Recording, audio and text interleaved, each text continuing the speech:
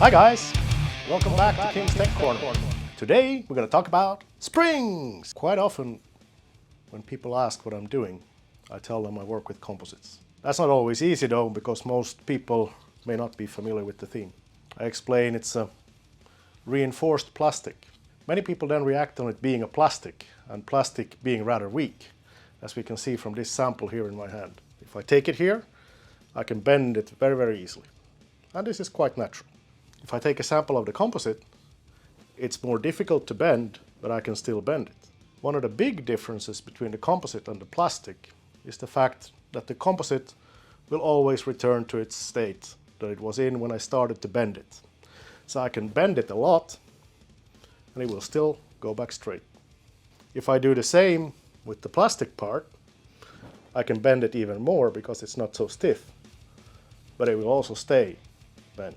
Then of course we could go for something a little bit more heavy duty, like this metal piece. It's actually much bigger and much stronger than the composite part I was just holding in my hand.